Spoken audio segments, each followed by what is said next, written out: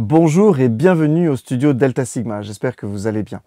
Alors, je pense que vous avez tous vu passer cette annonce incroyable, Behringer sort un clone du 33609. Et ce clone, il est extrêmement ressemblant, quand on regarde les images, c'est vraiment hallucinant. Et surtout, le prix est vraiment très bas, hein. La machine est à moins de 500 €, quand on sait que l'original, hein, qui est toujours en vente par la marque Nive, est à plus de 3500 €. Donc ça fait quand même une différence colossale. Donc évidemment, ça a suscité énormément de réactions, de commentaires. La majorité des commentaires allant plutôt dans le sens que bon, à ce prix-là, ça pourrait pas être une machine terrible, qu'il y aurait forcément beaucoup de concessions et qu'en gros, ça servait à rien, autant utiliser un plugin. Alors, je vous propose aujourd'hui d'essayer de voir un petit peu, avec les éléments qu'on a à disposition, qu'est-ce qu'il en est. On va parler de tout ça. 1, 2, 3, 4 et...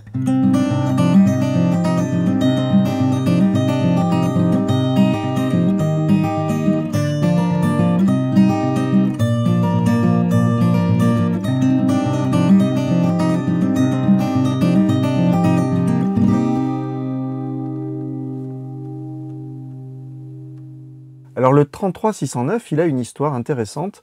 À la base, il vient du compresseur 2254. Alors le 2254, c'est celui-ci. Vous en avez deux à l'écran, hein, donc un ici et un là, qui ont été montés dans un même rack. Mais c'est deux compresseurs, deux machines totalement indépendantes. Donc on voit que sur ce compresseur, on a à la fois un limiteur et un compresseur. Donc c'est une machine assez... capable de faire beaucoup de choses, hein. On va pouvoir travailler différents temps, différents aspects de la dynamique du signal. Et il a aussi la particularité d'être basé sur un pont de diode comme élément de réduction de dynamique. On va en parler tout à l'heure. Alors, ce compresseur, il date des années 60, de la fin des années 60. Quelques temps plus tard, dans la marque Nive, on va avoir l'idée d'assembler deux compresseurs de ce design-là dans une seule machine. Et c'est comme ça que va naître le 33609, l'original, que vous voyez donc ici. Alors, c'est un design complètement discret, c'est-à-dire qu'il n'y a pas de circuit intégré. C'est quelque chose qui contient aussi beaucoup de transformateurs, ça on va en reparler tout à l'heure, en entrée, au milieu, en sortie, enfin bon, sur chaque canal. Donc il y a 6 transformateurs, sans compter le transformateur d'alimentation.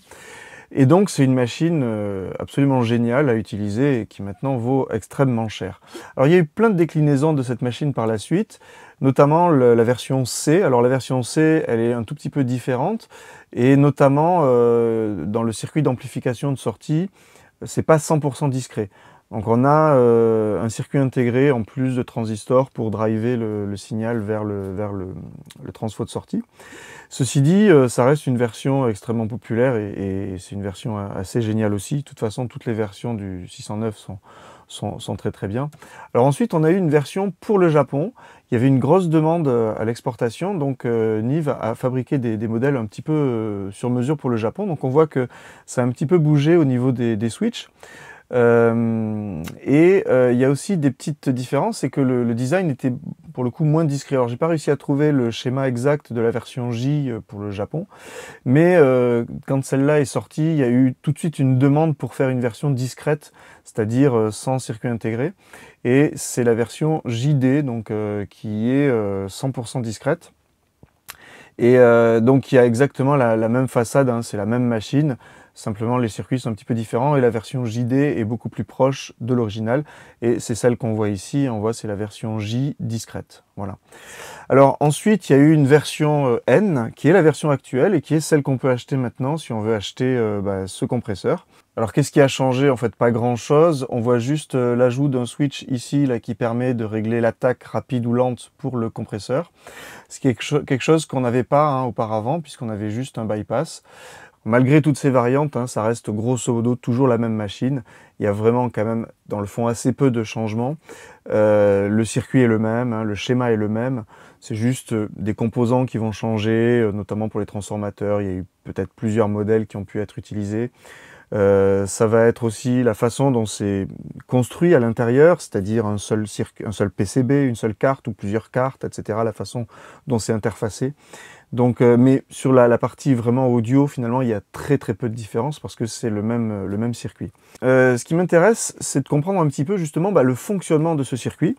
Alors il se trouve que dans la version J, JD, celle-là, eh bien la documentation, elle se trouve très facilement sur Internet, hein. Vous tapez 33609 schéma PDF, vous allez tomber tout de suite sur le document, je vous le mettrai peut-être en lien dans la description.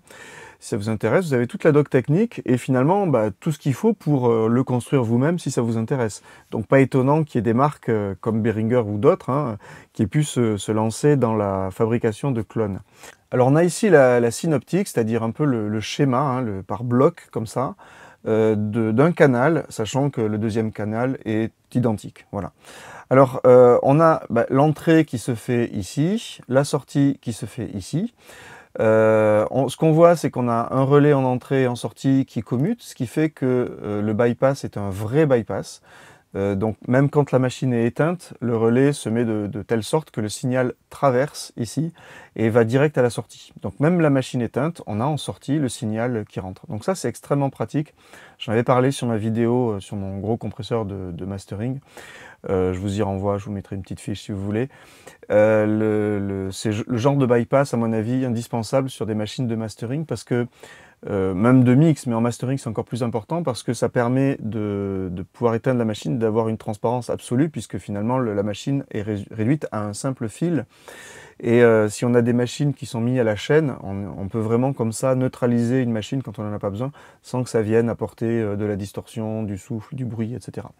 Bon, alors, ça c'est bien joli, mais comment ça fonctionne? Alors, on va rentrer d'abord dans un transformateur qui va pas désymétriser l'entrée parce que on va voir toute la partie audio, hein, compression, est totalement symétrique, ce qui est aussi quelque chose d'assez rare. Mais on a surtout cet élément de contrôle. Alors qu'est-ce que c'est? Eh bien, c'est un pont de diode, on va en reparler tout à l'heure, on va voir un petit peu dans les grandes lignes comment ça fonctionne. Mais disons qu'on va voir ça comme un atténuateur de signal qui est piloté par une tension qui arrive par ici. On appelle le control voltage, une tension de commande qui va venir piloter cet élément et lequel va régler le gain. C'est comme un potentiomètre, il faut le voir comme un potentiomètre, exactement comme une résistance variable, mais qu'on va pouvoir commander par l'injection d'une tension ici. Cette tension, d'où elle vient? Qu'est-ce que c'est qui va piloter cet élément de contrôle? Eh bien, elle vient du sidechain. Alors on a deux sidechains puisqu'on a un compresseur et un limiteur. Donc un sidechain pour le limiteur, un sidechain pour le compresseur, qui ont chacun hein, leur réglage, etc. Bon, bref, on ne va pas rentrer dans les détails. Mais ce qu'on peut voir, c'est que le signal est prélevé ici pour le compresseur. Donc on est bien sur un compresseur de type feedback. Donc on prend le signal en sortie. Et il est pris à cet endroit-là. Par contre, le limiteur, lui, le signal, il est prélevé tout à la fin. Ici. Voilà, ce qui fait que le make-up gain hein, du compresseur sera pris en compte pour le limiteur. Voilà. Bon. Donc dans les deux cas, on vient prélever le signal en sortie avec des toutes petites variantes sur le point d'entrée et le point de sortie. Et ensuite, on vient mouliner tout ça pour fabriquer cette tension de commande en fonction de tous les paramètres du sidechain qu'on aura réglé pour venir piloter le réglage ici de cet élément de contrôle. Voilà, le principe, il est finalement assez basique. Et puis on a un petit diagramme de l'alimentation qui d'ailleurs au passage est sur cette version-là une alimentation linéaire, hein, donc une vraie alimentation on va dire classique, avec le transformateur, un pont de diode, un filtrage par des condensateurs et un régulateur linéaire, donc tout ce qui est de plus standard, qui sort du 24 volts pour alimenter tous les circuits audio. Et puis un régulateur 5 volts en sortie du 24 volts qui permet de fabriquer le 5 volts qui va alimenter notamment les relais et puis toute la partie logique qui s'alimente en 5 volts. Alors au passage, on peut voir ici le câblage des switches. Vous voyez que c'est presque une œuvre d'art. Donc ce sont des switches qui sont des commutateurs rotatifs, qui ont multiposition, et qui peuvent donc commuter comme ça sur une espèce de galette les différentes résistances qu'on va venir souder dessus. Donc vous voyez, hein, la réalisation de ce genre de switch, c'est quelque chose qui est long, qui doit se faire manuellement, et ce qui explique aussi le prix. Voilà, hein, vraiment, j'insiste, ces switches, ça vaut vraiment cher. Donc ça participe aussi à la complexité et au prix de cette machine, hein, la machine originale évidemment. Hein. Alors on a ici le schéma complet du compresseur. Alors ne partez pas en courant, on va simplifier ça au maximum, et je veux que vous compreniez un petit peu le principe. Mais vous allez voir, c'est finalement pas si complexe que ça. Alors on va s'intéresser d'abord à la partie du haut, qui est la partie vraiment audio, qui va vraiment faire transiter le signal audio. Alors comment ça fonctionne? Eh bien on a le signal d'entrée, donc ça correspond à la prise XLR on va dire, un transformateur, et derrière alors un petit réseau pour linéariser un peu les résonances du transfo, et surtout un atténuateur résistif, donc des résistances ici qui vont venir atténuer le signal de façon considérable. Hein, on est ici, on a une indication moins 6 dB, donc c'est par rapport au signal d'entrée je suppose, ce qui veut dire qu'on a un transfo qui atténue de 6 décibels le signal qui rentre. Et en sortie de l'atténuateur résistif ici, on est à moins 31 dB. Vous voyez, on a perdu quelque chose de considérable, on a perdu 25 décibels. Et ensuite, on rentre dans le fameux pont de diode qui va agir comme un élément de réduction de gain et l'élément qui vraiment va agir sur la compression. Alors, cet élément, on va en reparler juste après. Bah, lui, il est piloté par le contrôle voltage qui est ici, qui vient du sidechain en bas, je l'ai repassé en rouge, qui vient donc le piloter ici. Donc on va dire que ça, pour l'instant, c'est juste un atténuateur. C'est exactement comme une résistance, une espèce de super résistance, qu'on va pouvoir faire varier en fonction de la tension qu'on envoie par le petit fil rouge. Et donc on va retrouver ici, sur ces deux fils-là, ici et là, bien notre signal d'entrée, mais atténué en fonction de ce qui aura été piloté ici. Alors ensuite, on a ce bloc ici avec quelques transistors qui va en fait servir de buffer hein, pour, on va dire, isoler toute cette partie qui va vraiment compresser le son de la suite, notamment du transformateur et de l'ampli qui suit. Donc ça, c'est vraiment un buffer, on va dire que c'est vraiment juste pour solidifier le signal qui précède. Voilà, ça apporte pas de gain, rien. Ensuite, on va traverser un transformateur qui va avoir un peu le rôle inverse, c'est-à-dire que celui-ci avait atténué de 6 décibels, et bien celui-là va nous faire remonter le signal à moins 25, donc on va rajouter 6 décibels. Et ensuite, on va avoir ici un réglage de gain, en fait un réglage de volume, hein, voilà, un atténuateur, donc c'est tout simplement une résistance. Et ici, on voit un fil qui part. Voilà. Et bien ce fil, il part dans le sidechain, ça correspond à l'endroit où on va prélever le signal pour aller faire le sidechain du compresseur. Alors ensuite, on a la partie amplificateur de puissance. Alors pourquoi amplificateur de puissance? Eh bien tout simplement pour driver la sortie du compresseur. Donc c'est une petite carte de quelques composants qu'on ne va pas détailler, mais c'est donc le BA640 ou le BA340. En fonction, il y en a un qui est avec un circuit intégré, l'autre qui est 100% discret. Voilà, c'est la différence entre le J et le JD. Et ensuite, tout ça, ça vient attaquer le transformateur de sortie et on sort. Voilà. Donc finalement, hein, le trajet du signal, il est assez basique de gauche à droite ici. Et ce qui est intéressant, il y a deux choses qu'il faut comprendre. Hein. C'est déjà comment ça fonctionne, cette espèce d'atténuateur avec des diodes. Et puis aussi, eh bien, le sidechain qui est en bas. Alors le signal du sidechain, donc il est prélevé ici et il arrive par là. Alors, je ne vais pas rentrer dans le détail, hein. Si ça vous intéresse qu'on détaille un petit peu des circuits de façon plus fine, on pourra le faire peut-être sur des circuits un peu moins complexes que celui-là, pour débuter quand même, qui est assez velu.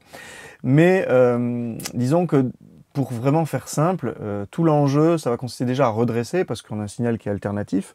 Donc on veut vraiment voir un peu ce qui se passe sur l'enveloppe du signal. Donc il va falloir le redresser. On a des diodes hein, qui sont notamment là pour ça.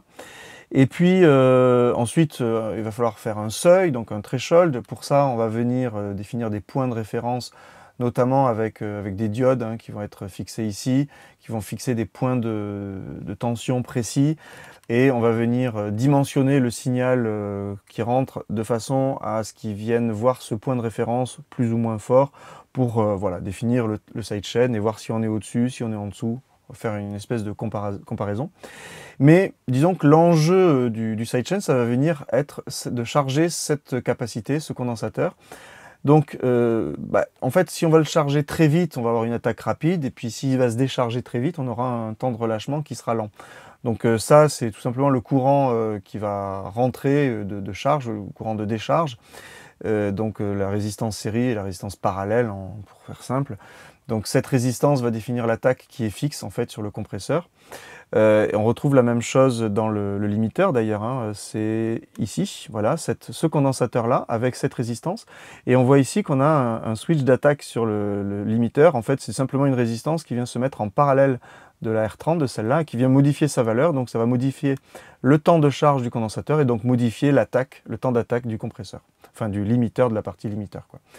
Ces deux condensateurs là qui viennent donc nous définir un petit peu l'attaque ici et là, l'attaque et le relâchement, en fait, eux vont définir cette tension de commande de l'élément des diodes, du pont de diode. Donc tout ça, ça va atterrir dans la partie finale ici. Et voilà, en gros, voilà comment fonctionne le sidechain. Alors évidemment, je ne rentre pas plus dans les détails parce que c'est vite très complexe. Mais voilà un petit peu comment ça marche. Alors j'ai tracé ici la caractéristique d'une diode à peu près standard, quoi. Et j'aimerais qu'on essaie de comprendre pourquoi cette diode elle est capable d'agir comme un atténuateur sur le signal. Alors, une diode, il faut bien comprendre que c'est pas comme une résistance. Une résistance, ça marche, c'est vraiment la loi d'Ohm qui est l'application directe de la loi d'Ohm. C'est-à-dire que quand on a une tension au bord d'une résistance, eh bien, il y a un certain courant qui passe à l'intérieur. Et le lien entre ce courant qui circule dans la résistance et la tension à ces bornes, eh bien, c'est la résistance. En fait, la résistance, c'est le coefficient multiplicateur pour passer du courant à la tension aux bornes d'une résistance. Alors une résistance, c'est toujours représenté par une droite bien droite, puisque ça correspond à un simple coefficient multiplicatif, un coefficient de proportionnalité. Alors sur une diode, évidemment, les choses sont différentes. Et vous voyez que la diode, elle a une courbe comme ça qui monte de façon exponentielle. Ce qui se passe, c'est que selon le point de fonctionnement de la diode, eh bien, on va avoir une pente, donc une tangente, qui va avoir une pente différente. Et donc, en fait, c'est ça qui va agir comme un atténuateur actif, c'est-à-dire qu'en fonction du point de polarisation dans lequel on va se placer dans cette courbe un petit peu arrondie de la diode, eh bien, on va pouvoir avoir une pente, une résistance différente, et donc une atténuation différente du signal. Et donc il faut voir notre contrôle voltage, notre tension de commande, un petit peu comme la tension qui va se déplacer ici, et qui va venir nous faire passer entre la droite verte et la droite bleue, on va se balader sans arrêt entre les deux. Et donc la diode va agir comme une résistance dont la valeur va varier en fonction de cette tension de commande. Et donc après évidemment, il faut assembler ces diodes ici de la bonne façon pour que ça fonctionne bien. Mais voilà, toute l'astuce, elle est là, faire agir ces diodes de façon variable en les polarisant avec la tension de commande juste dans la bonne quantité. Et évidemment, pour que ça fonctionne, eh bien, on doit se placer dans des tensions qui sont très faibles, parce que si les tensions sont élevées, après on part dans une zone qui est plus du tout intéressante. Et c'est la raison pour laquelle, ici, on est obligé d'atténuer autant le signal, et ensuite de le rebooster. Donc au niveau rapport signal-bruit, c'est difficile de faire un compresseur à pont de diode qui a des caractéristiques de bruit qui soient vraiment très très bonnes. Donc ça demande également aussi d'avoir des diodes qui soient parfaitement appairées, parce que comme on le voit, le signal est traité de façon complètement symétrique, ici jusqu'à l'étage de sortie, qui lui est en pure classe A. Alors maintenant qu'on a vu un petit peu comment fonctionnait la machine originale, qu'est-ce qu'on peut dire du clone de chez Behringer ? Alors, quand on regarde les façades, quand même, on doit constater qu'ils ont fait très fort. En effet, c'est exactement la même chose. Voilà, il n'y a pas une seule variation. Les paramètres sont tous les mêmes. Si on regarde même les graduations, tout est pareil. Toutes les fonctions de switch, de bypass, de machin, tout est exactement pareil. La seule chose qui change, c'est que là, le bouton et la lumière sont ensemble, et ici, ils les ont séparés. Mais sinon, c'est pareil. Voilà. Donc, est-ce que pour autant, ça veut dire que cette machine-là, qui vaut, je vous rappelle, 500 €, moins de 500 €, et celle-ci qui vaut plus de 3500 €, est-ce qu'elle sonne pareil? Évidemment, vous allez me dire, non, c'est pas possible à 3500 € de faire une machine qui sonne pareil. J'ai réussi à trouver des photos de l'intérieur du compresseur Behringer, du clone. Et on peut voir donc les transfos ici, donc il y en a 4 ici, ça correspond aux transfos, on va dire, d'entrée, puis de sortie de l'étage interne, donc avant l'étage de puissance, puis encore la même chose, entrée, puis avant l'étage de puissance, et ici les transfos de sortie qui eux donc drive les sorties XLR. Donc on voit que il y a les transfos, c'est les transfos Midas. Midas c'est quand même pas rien du tout, évidemment ça. Ils ont été rachetés par Behringer, donc ça a fait un petit peu monter l'image de marque de Behringer. Mais malgré tout, il n'y a pas de raison de penser que ce soit de mauvais transformateurs. Après, bon, là, il faudra tester. On voit que les relais ici sont présents. Donc ça, c'est les relais qui font le bypass, le true bypass, qui permet, comme je vous disais tout à l'heure, quand la machine est éteinte, de faire en sorte que la machine passe complètement le signal. Donc ça veut dire que cette fonction est bien implémentée. Donc ça, c'est déjà un respect du design original. Bon, on voit par contre qu'il y a des câbles nappes. Ça, c'est, on va voir tout à l'heure, hein, la machine originale, c'est pas quelque chose de très dans l'esprit d'une machine classique, quoi. Hein. C'est plus dans les machines modernes. Mais ceci dit, il y a des papiers de l'AES hein, qui traitent un peu de ces câbles nappes. Est-ce que c'est bien, est-ce que c'est pas bien, est-ce que ça peut... voilà. Et au final, c'est pas forcément mauvais. Hein, ça fonctionne très très bien. Si on prend quelques précautions, ça fonctionne très bien. Alors ici, j'ai une autre photo, et celle-là, elle est intéressante. Elle nous montre déjà deux choses. La première chose, c'est qu'on a une alimentation à découpage. Alors ça a été... évidemment, c'est une information dont Behringer ne se cache pas, puisque ils le disent même dans la vidéo de présentation.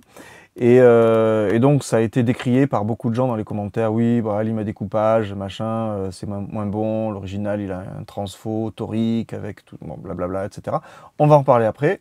En tout cas, force est de constater qu'effectivement, c'est une Alim à découpage. Mais il y a une deuxième chose qu'on voit et qui est très intéressante, c'est que le petit PCB ici, là, qui alimente le voyant et l'interrupteur, eh bien, il est marqué Clark Technique, et voilà. Donc on avait déjà un peu ce pressentiment, en tout cas moi je l'avais avec le nom de la machine, la 369, c'est ça, je sais plus les noms, là tout se mélange. Mais avec le fait qu'il est marqué KT, hein, c'est un KT 369, mais en fait bah, c'est confirmé à l'intérieur puisque c'est carrément marqué en clair, Clark Technique. Donc Clark Technique, hein, Behringer, tout ça, c'est un petit peu la même chose. Ce qu'on peut observer aussi, là c'est une autre vue du circuit, c'est qu'on a évidemment beaucoup de composants de surface, on les voit ici, ici, tout ça c'est des petits transistors. Ici, bon, ça c'est l'alimentation à découpage. On voit qu'on a des petits ajustables, qui ne sont pas des ajustables de très haute qualité, hein, ça reste des ajustables un peu low cost. Bon, pas étonnant, de toute façon, pour une machine à ce prix-là, il faut bien quand même faire des concessions. Alors voyons un petit peu bah, la machine originale. Alors ici, il s'agit de la machine de la version C, hein, comme on peut le voir ici, c'est marqué. Donc c'est une machine qui n'est plus disponible neuve, hein, ça c'est un ancien modèle. Qu'est-ce qu'on observe? Déjà, on observe que déjà c'est très très beau, c'est magnifique. Moi, j'adore ce genre de design, c'est vraiment impeccable. On voit, hein, par exemple, ici, il y a pile la longueur de câble qu'il faut pour aller sur le PCB.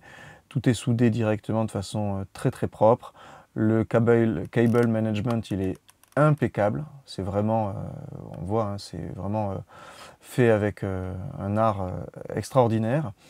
On voit donc bah, l'alimentation, effectivement, on a une belle alimentation linéaire, c'est celle qu'on a vue tout à l'heure, avec bah, le transphotonique, le pont de diode, le régulateur. Donc c'est extrêmement classique, hein. C'est vraiment ça vaut que dalle à faire, hein. Ça fonctionne très bien. Et là, allez, il y en a pour 30 € de composants. Allez, 40 €, le torique, si on met un torique vraiment de marque et tout. Alors on observe aussi quelque chose de très intéressant, hein, c'est que sur cette machine, tous les réglages sont crantés, il n'y a pas de potentiomètre, et donc bah, on a les fameux commutateurs dont je vous parlais tout à l'heure, vous voyez, hein, toutes les résistances qui sont soudées là.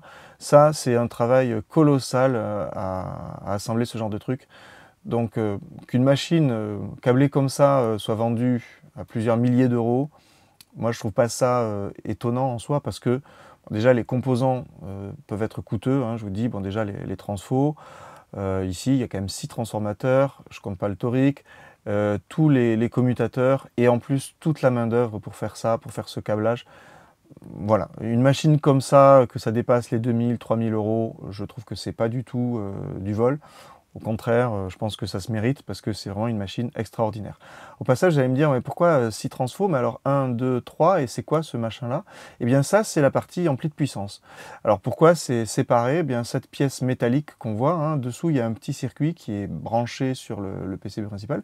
Mais surtout, ça sert de dissipateur au transistor de puissance qui est donc plaqué juste dessous. Voilà, donc ça c'est la partie sortie. Donc on voit hein, que la conception est absolument magnifique. Évidemment, Behringer, c'est pas aussi beau, c'est pas aussi sexy, c'est plus moderne, hein, plus rationalisé, fait avec les moyens actuels. Mais bon, c'est pas pour ça que c'est censé moins bien sonner, hein. Alors j'aimerais qu'on regarde aussi à quoi ressemble l'intérieur de la machine actuelle, celle qui vaut un peu plus de 3500 € chez Thomann actuellement. Eh bien, la voici. Et alors, c'est pris d'une vidéo, donc je suis désolé, l'image n'est pas super nette, mais c'est très intéressant. Qu'est-ce qu'on observe? Première chose, c'est qu'on observe eh bien, une alim à découpage. Haha. Voilà, que vous achetiez le clone à 500 € ou l'original à 3500 €, vous avez une alim à découpage. Alors, peut-être pas de la même qualité. Celle-là, elle a un petit blindage. Bon, bref, on va pas rentrer dans les détails, il peut quand même y avoir des différences.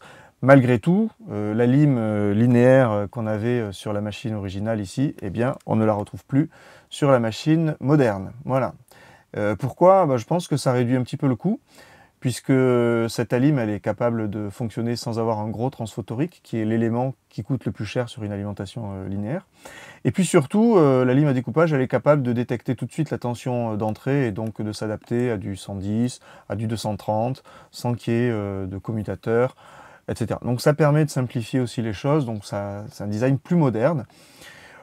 C'est pas mauvais en soi, hein, je critique pas les alims à découpage, on trouve ça dans toutes les cartes son, tous les convertisseurs actuels, même chez RME, Antelope, etc. C'est que des alims à découpage, ça fonctionne superbement bien, et puis quand c'est bien fait, ça injecte pas de bruit dans la machine, et ça fonctionne impeccablement. Mais voilà, c'est juste pour tous les gens qui critiquaient le côté alim à découpage, qu'on voit ici, là, donc dans le Behringer, en fait, c'est la même chose, un peu différemment, mais c'est aussi une alim à découpage dans le rack actuel. Alors, qu'est-ce qu'on observe d'autre? Bon, on observe que ici, les circuits sont quasiment tous faits, tous les composants sont des CMS. Donc, le côté discret, oui, mais le côté composant traversant qu'on avait sur cette machine-là, ici, là, on voit toutes les résistances, les condensateurs, les transistors, et bien tout ça, c'est devenu, sur la machine actuelle, c'est devenu du CMS. Voilà. Donc, est-ce que c'est bien, est-ce que c'est pas bien? Comme je disais tout à l'heure, c'est pas censé moins bien sonner. Au contraire, même les CMS, dans un sens, comme ils sont plus petits, il y a des défauts des composants qui sont réduits, notamment les problèmes thermiques. Les CMS sont, en théorie, meilleurs que les composants traversants. On observe qu'on a bien les commutateurs, mais par contre les résistances ne sont pas soudées dessus. D'où les petits caches en plastique là, qui sont là pour, je crois, pour remplacer les résistances. Mais par contre, on a une nappe qui est soudée et qui vient sur le circuit. Donc les nappes qu'on voyait sur le Behringer ici, là, voilà, eh bien on retrouve les mêmes nappes sur le modèle à 3500 €. Certes, les commutateurs sont de meilleure qualité, hein. Ceux-là, ils font quand même une différence de prix, mais enfin, il n'y a pas pour 1000 € de commutateurs. Voilà, donc, bon, que dire d'autre? Bon, pas grand-chose, hein. La disposition est différente à l'intérieur, on retrouve les relais ici.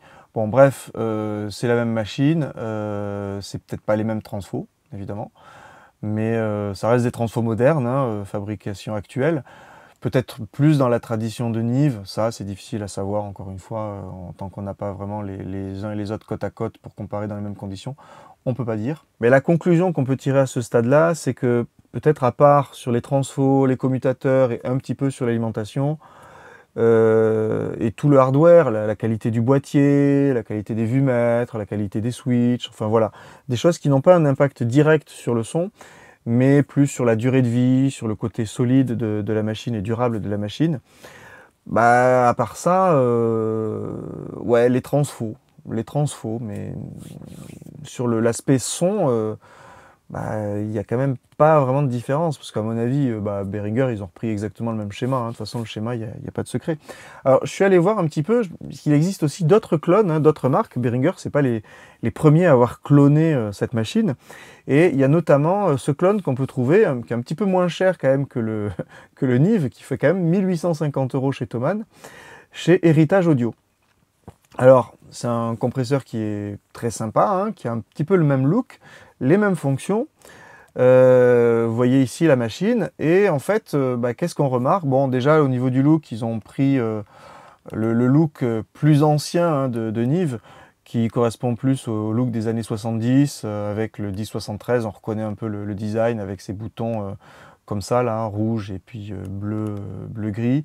Puis les boutons qui sont des boutons, des switches qu'on enfonce, rectangulaires, blancs, là, comme on retrouve sur le 1073. Donc déjà, il y a un peu un anachronisme à donner un côté un peu ancien, enfin vintage 70 à cette machine, qui n'est pas de base une machine 70. Bon, on va dire ok, on retrouve un peu plus le design du 2254 original. Donc pourquoi pas? Après, c'est une question de choix, mais enfin voilà. Par contre, à l'arrière, je constate que le port qu'il y avait sur l'original, qui est présent aussi sur le Behringer, qui permet de mettre la machine en lien avec une deuxième machine pour lier les compressions, bah, cette fonction n'y est pas. Voilà. Et la lime, elle est déportée. Donc on a un petit connecteur ici pour brancher la lime. Donc on a une autre photo, hein, ça c'est des images de Thomann où on voit la lime en question. Alors là, si je zoome, on va pas bien voir, mais si vous allez voir sur Thomann, vous allez voir que ici, là, sur la lime, c'est bien marqué que c'est une lime à découpage, un switching supply, un truc comme ça. Donc c'est une lime à découpage là aussi, vous voyez. Donc déjà, bon, il n'y a pas de raison que cette lime à découpage soit de meilleure qualité ou que la Behringer ou que la Behringer soit moins bonne que celle-là. Ça reste du standard, il n'y a pas 10 000 façons de faire ce genre de truc. Voilà, c'est une lime qui sort du 24 volts à mon avis, et après le 5 volts est refait en interne. Bon bref, donc sur ce point-là, c'est à peu près la même chose, mais on perd quand même par rapport au Behringer, eh bien, la fonctionnalité de linker les machines. Et vu le prix du Behringer, on peut en acheter 3 pour le prix de celle-là. Donc ça permet de faire effectivement un lien entre plusieurs machines si on veut. Alors, j'ai trouvé des photos de l'intérieur. Alors, l'intérieur est intéressant. On voit plusieurs choses. Déjà, on voit que tous les composants, c'est du CMS, que la disposition est finalement plus proche de celle du Behringer que de celle du Nive actuel. Les transfos, eh bien, les transfos sont du Carnil. Alors ça, c'est des excellents transfos qui sont très bien documentés, qu'on peut commander chez Audio Maintenance en Angleterre. Moi, je les ai utilisés sur des clones de 1073 que je me suis construit. Ils ont tout un catalogue de transfos qui sont parfaits pour faire tous les designs Nive. Donc ça, c'est vraiment, vraiment top. Donc pour moi, bon point pour Héritage Audio d'avoir mis ces transfos-là. Si je devais faire un clone de cette machine, moi, c'est les transfos que je prendrais parce que ceux-là, ils sont pas donnés, mais enfin, c'est pas non plus hors de prix, quoi, si on met un peu le paquet. Alors, si on veut faire une belle machine, on va prendre ces transfos-là, à moins d'avoir l'occasion d'utiliser des transfos vintage, etc. Mais bon, en gros, là, c'est vraiment les bons choix de transfos. Donc, bon point pour Héritage Audio d'avoir choisi ces transformateurs. Hein, c'est vraiment le choix qu'il faut faire. Voilà, c'est d'excellents transformateurs. Ils ne sont pas donnés, mais c'est pas non plus hors de prix. Hein. Faut quand même prévoir une petite enveloppe pour les transformateurs. Par contre, ici, là, on voit quelque chose, et alors ça, c'est beaucoup moins, beaucoup moins bien, et là, c'est vraiment un mauvais point, très mauvais point pour Héritage Audio, dans le sens où là, eh bien, vous savez, les gros commutateurs avec toutes les résistances, etc., tout ça, ça a disparu. Ça a disparu et ça a été remplacé par ces potentiomètres. Voilà, donc toutes les résistances et le commutateur. Donc quelque chose qui vaut presque une centaine ou une bonne centaine d'euros, on va dire commutateur plus résistance, plus tout le travail de main d'œuvre, eh bien c'est remplacé par un petit potentiomètre qui vaut allez, 2-3 euros à tout casser, moins de 5 euros. Donc c'est certainement, je pense, un potentiomètre cranté, mais ça reste un potentiomètre. Hein. Donc c'est moins précis, beaucoup moins précis que n'importe quel commutateur. Voilà. Donc là, on n'est pas dans on va dire le grade mastering. Hein, pour vous donner un ordre de comparaison, si vous prenez par exemple chez ART le MPA Gold, compresseur optique, tous les réglages sont soi-disant crantés, mais c'est un peu marketing de dire que c'est cranté, c'est juste des potentiomètres avec des crans, quoi. C'est pas du tout des sélecteurs comme on peut avoir dans les, je sais pas, le Massif Passive chez Manley ou dans le 33609 original qui lui a vraiment des commutateurs, quoi. Donc là, mauvais point, et franchement, ce qui aurait pu expliquer un prix un peu important parce que main d'œuvre conséquente, là, finalement, non, même pas, quoi. Donc là, vraiment mauvais point pour moi. Alors, je suis allé voir chez Stam Audio, qui font aussi un clone. Alors manifestement, celui-là, il est à peu près dans le même ordre de prix. Voilà, on est un peu en dessous des 2000 euros, comme on voit ici. Mais par contre, manifestement, il est assez difficile à avoir, il ne faut pas être pressé. Donc, j'ai trouvé des photos de l'intérieur, et là, on a les mêmes transfos, les Carnil, donc encore bon choix, hein, je vous dis, c'est vraiment les transfos qu'il faut mettre si on veut faire cette machine, il n'y a pas tellement à hésiter. Mais par contre, on est sur du design beaucoup plus proche de l'original, de la machine même plus ancienne. Hein. Je vous ai montré tout à l'heure la version C. où on a tout en composants traversants. On a tous les relais derrière pour faire le vrai bypass direct. On a une alimentation qui est une alimentation linéaire avec le transformateur torique. Donc en fait, on est vraiment beaucoup plus conforme à la machine dans son esprit original, encore mieux même que la version Nive actuelle, hein. Et alors, ce qui est intéressant aussi, on voit un petit peu là, je vais essayer de zoomer, mais l'image est un peu sombre, pas de très bonne qualité, mais on voit ici les commutateurs. Alors, c'est pas fait exactement comme sur l'original, certains sont des vrais commutateurs avec les résistances soudées dessus, d'autres sont des commutateurs un petit peu plus low cost, mais des commutateurs quand même, avec les composants soudés autour. Donc c'est un peu hybride, ça c'est un petit peu comme ils ont fait dans la version Nive actuelle, et un petit peu comme c'est fait dans la version Nive ancienne. Mais l'esprit global de la machine, avec en plus ces petits amplis là qui sont déplacés, tout ça, c'est vraiment finalement le clone peut-être le plus proche de l'esprit original, de la machine originale. Voilà, alors pour terminer, j'ai mis côte à côte notre fameux clone qui vaut 500 €, moins de 500 €, 499 €, et le Nive actuel qu'on peut se procurer chez Thomann pour 3590 € si je me rappelle bien. Et les caractéristiques, on pourrait faire pause, on ne va pas tout passer en revue, mais grosso modo, c'est la même chose. Voilà, hein. Par exemple, l'entrée, c'est une entrée à 10 kΩ avec le switch à 600 ohms. Mais switch à 600 ohms, ça n'a plus aucun intérêt maintenant, hein. Ça, c'est vraiment, ça vient du vieux design parce qu'on pouvait encore interfacer ça avec des machines 600 ohms. Mais le 600 ohms, ça n'a plus lieu d'être dans notre monde actuel depuis des années. Mais bon, quand même, il y a ce switch-là, et en fait, qu'est-ce qu'il y a? On le retrouve ici, 600 ohms internal option. Même sur le Behringer, ils ont copié cette option, qui est totalement inutile, mais vous voyez, ils ont poussé ça. Alors, derrière, les taux de distorsion, eh ben, en fait, si vous regardez, alors ils ne sont pas mesurés exactement pareil, donc c'est difficile de dire vraiment, mais grosso modo, c'est plutôt en faveur du Behringer. Parce que par exemple là on mesure un taux très faible à 0,075, mais ça c'est compresseur éteint, bypass, c'est donc la machine est complètement inopérante. Par contre dès qu'on la met en route, on est à 0,2 et 0,45 en fonction des réglages, que ce soit le compresseur, le limiteur, etc. Et ici on est à 0,03 avec le compresseur, alors ils disent gate mais je pense que c'est le limiteur.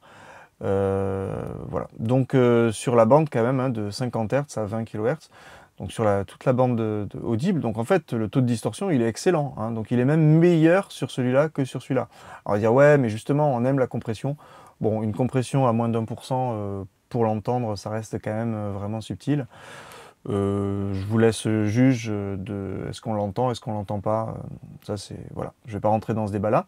Mais voilà, le circuit est en pure classe A, il n'y a pas de problème là-dessus. Le bruit de fond, il est donné ici à moins 75 dBU sur toute la plage 22 Hz à 22 kHz. Et en fait ici, si on regarde le bruit, il est là, il est à moins 79 dBU. Donc en fait, le Behringer, il est moins bruyant, nettement, parce que quand même, ça fait une sacrée différence, hein, 4 décibels, c'est pas rien. Plutôt bon point pour le Behringer par rapport à celui-là. Après, là, on décrit toutes les fonctionnalités, les temps d'attaque, de relâchement, les différentes positions, qui sont exactement les mêmes, hein, voilà. Alors, qu'est-ce qu'on peut dire pour conclure de ce clone de Behringer? Bon, bien déjà, le fait de cloner des machines classiques, anciennes, c'est pas une nouveauté, hein, les LA2A, les 1176 et compagnie, tout ça, ça a été cloné par tout le monde. Donc Behringer sort un clone d'un compresseur qui est maintenant assez ancien et assez mythique. Bon, c'est pas une grande surprise, c'est pas une grande nouveauté, et c'est pas non plus une grande originalité. Et pourtant, ça a déclenché énormément de débats, et c'est ça qui m'a intéressé. Et je me demande si le fait que le compresseur soit aussi ressemblant à l'original, pour un prix aussi bas, c'est pas ces deux ingrédients-là réunis qui ont fait que ça a déclenché ces passions un peu dans tous les sens. Si je repasse un petit peu dans tous les commentaires que j'ai pu voir, j'ai l'impression que le débat se polarisait un peu autour de deux catégories de gens. Évidemment, c'est un peu caricatural ce que je vais dire là, et c'est pas personnel vis-à-vis de telle ou telle personne, hein, c'est vraiment général et je m'inclus aussi un petit peu dedans, à la fois dans la première et dans la deuxième catégorie, je pense. La première catégorie, ça serait celle des fauchés, on va dire, tous les home studistes qui n'ont pas d'argent à dépenser dans du matériel coûteux, qui peuvent pas accéder à du matériel mythique, et qui, quelque part, fantasment quand ils voient ce genre de machine. Pour eux, ça fait des étoiles dans les yeux, et dès qu'ils peuvent avoir 500 balles à cramer, ils vont l'acheter, cette machine. Et puis à côté de ça, on a ce que je vais appeler les bobos du son, quoi. Les vrais professionnels qui, eux, ont accès à ce matériel, ont de l'équipement, et quelque part qui existe aussi un peu à travers le fait d'avoir cet équipement. Quand on peut aligner quelques gros billets et avoir cet équipement, bah, quelque part, dans notre propre estime et dans le regard des autres, on passe dans la cour des grands. On passe dans cette catégorie de gens qui sont des pros, qui savent ce qu'ils font, parce que on met cher dans du matériel, c'est qu'on sait ce qu'on fait. Il y a un petit peu cette idée-là. Je dis pas qu'elle est fausse, hein, quelque part, et je le critique pas en soi. Ça fait un petit peu partie je crois, de l'imaginaire de tout le monde aussi. Et j'ai l'impression que quand Behringer fait des produits très peu chers, comme ce compresseur, mais qui extérieurement ressemble exactement à l'original, enfin, exactement, bon, ressemble très fort à l'original, et en plus ont exactement les fonctions, et en plus quand on regarde comment c'est fait à l'intérieur, j'ai l'impression que pour ces gens-là, c'est un peu comme si on venait casser le mythe et casser quelque chose, tuer quelque chose qui fait un peu leur spécificité par rapport à des amateurs. Bon, ça reste une analyse, vous en faites ce que vous voulez, mais en tout cas, c'est un peu ce qui m'est venu à l'esprit quand j'ai lu tous les commentaires. Et je trouvais ça un petit peu amusant de voir à quel point les gens pouvaient se passionner dans un débat sur une machine que pour l'instant, pas grand monde a vraiment pu entendre. Bon, alors il faut que je conclue un peu cette vidéo. Alors, rapidement, les points positifs pour moi, pour ce Behringer, c'est que déjà, bon, c'est un design qui est connu depuis longtemps, qui est facile à cloner, qui est documenté, qui n'est pas non plus difficile à construire à partir du moment où on a les bons transfos, les commutateurs. Après, c'est facile, hein, c'est juste un bel assemblage. Et donc là, force est de constater que Behringer, ils ont fait le job manifestement de ce qu'on peut observer, hein. Il faudrait faire les mesures pour voir un peu comment la machine se comporte, mais si elle respecte sa fiche technique, il n'y a pas de raison qu'elle sonne mal, hein, puisqu'on va avoir les bons temps d'attaque, de relâchement, comme l'original. D'ailleurs, si quelqu'un voit cette vidéo et est un heureux possesseur de cette machine, enfin heureux j'espère, et qui veut venir passer au studio ici, il vient une petite journée, on branche les appareils, on fait toutes les mesures, et on vérifie si la fiche technique elle est bien respectée. Donc je lance ce petit appel, n'hésitez pas à me contacter si c'est le cas. Pour moi, il n'y a objectivement aucune raison que ce Behringer il sonne mal. Peut-être on va observer des toutes petites différences sonores qui peuvent être dues au transformateur. Principalement, c'est ça que je vois. Parce que le reste ne sont pas des éléments qui vont vraiment influer sur le son. Même peut-être les transistors dans l'étage de sortie, les types de diodes choisis, ça peut jouer un petit peu. Voilà, ce sont les quelques éléments qui peuvent impacter, mais bon, trouver des diodes qui vont bien et les appairer, ça coûte pas non plus hyper cher si on veut le faire bien. Je pense que Behringer, ils ont quand même une bonne force de frappe. Puis surtout, quand on regarde en point de comparaison le clone de Heritage Audio, qui vaut 3 ou 4 fois plus cher que le Behringer, en fait, à part les transfos qui sont les Carnil, qui sont des bons transfos, mais il n'y a pas 1300 € de transfo, hein, ça c'est pas vrai du tout. Le reste, c'est pareil, voire c'est moins bien. Parce qu'on n'a pas le port d'entrée-sortie là pour faire la connexion entre plusieurs machines pour les linker. On a une allumette à découpage qui est externe, donc ça veut dire que ça fait des trucs qui se baladent en plus. On a surtout des potentiomètres, des potentiomètres au lieu d'avoir des commutateurs. Ça, voilà, pour moi, c'est rédhibitoire. À la limite, je m'attendrais à trouver des potentiomètres crantés chez Behringer et à trouver des switches un peu low cost chez Heritage Audio. En fait, c'est le contraire. Donc, pour moi, le Heritage Audio, il est beaucoup trop cher. Je ne veux pas faire de l'anti-pub, hein, je ne suis pas payé par Behringer pour dire du mal de Heritage Audio, mais quelque part, je pense que Behringer, il tire vraiment le prix vers le bas, Heritage Audio, il le tire au maximum vers le haut en surfant sur la veine un peu vintage. Pour moi, le vrai prix de cette machine, il serait entre 700, 800, 900 €. Je pense que ça serait le bon prix pour qu'il y ait eu un peu une marge avec une fabrication un peu industrielle, comme c'est le cas sur ces deux machines-là. Bah, autre point positif pour Behringer, ça permet quand même de démocratiser l'accès de ce genre de machine à un public qui n'a pas les moyens. Donc moi je trouve que c'est bien, après on est d'accord, pas d'accord, mais moi je trouve que c'est bien qu'on puisse avoir accès à des machines peut-être de moindre qualité sur la finition, sur la fabrication, sur la durée de vie, mais au moins on a du matériel avec lequel on peut travailler sans s'être ruiné. Et quand on débute, je trouve que c'est bien. Voilà. Dans les points négatifs, il y en a quand même quelques-uns. Je pourrais dire, outre sur la conception, la fragilité, tout ça, peut-être, je sais pas. C'est surtout le fait que chez Behringer, ils innovent pas du tout. Donc ils font rien avancer en fait dans l'industrie. Ils amènent des produits qui sont... j'ai l'impression que la qualité monte quand même petit à petit à travers le temps, mais qui sont majoritairement des clones. Ou alors très inspirés de machines existantes. Et ils sont assez peu innovants. Voilà. Et avec une machine comme ça, je trouve que le côté innovation, c'est vraiment zéro, quoi. Puis quelque part aussi, on peut dire qu'ils cassent un peu le marché, donc ça peut être difficile pour les autres de suivre. C'est un peu comme ce qui s'est passé quand Free est arrivé sur le marché de la téléphonie. Ça a complètement cassé le marché. Alors ça va forcer un peu peut-être les autres à revoir un peu la copie à la baisse au niveau prix, ou alors à améliorer encore les machines sur d'autres aspects pour justifier un prix élevé. Voilà, donc après, bon, est-ce que c'est bien, c'est pas bien de casser le marché? Je vous laisse juge de ça. Mais bon, si le marché n'avait jamais été cassé par des acteurs, les uns ou les autres, le home studio n'existerait tout simplement pas. Et donc, quelque part, est-ce qu'il le faut, est-ce qu'il ne le faut pas? Je vous laisse juge. Voilà. Bon, je vais m'arrêter, je crois que ma vidéo est déjà beaucoup trop longue, hein. En tout cas, j'espère qu'elle vous a plu. Peut-être vous n'êtes pas d'accord avec mes arguments, dans ce cas-là, dites-le moi en commentaire. Il y a peut-être des choses qui me sont passées, que j'ai pas vues ou qui me sont pas passées à l'esprit. Je prétends pas avoir un avis définitif sur la question. Encore une fois, j'ai pas testé la machine, mais voilà. Dites-moi un petit peu tout ça, tout ce que vous en pensez en commentaire. Si cette vidéo vous a plu, si vous avez appris des choses, des petits pouces bleus, pensez à vous abonner si c'est pas fait. Et on se retrouve très bientôt. Il y a des vidéos, des petites, des grosses, qui sont en préparation, j'espère pour bientôt. Et vous allez voir, ça va décoiffer. Voilà. Merci beaucoup à tous et à très vite.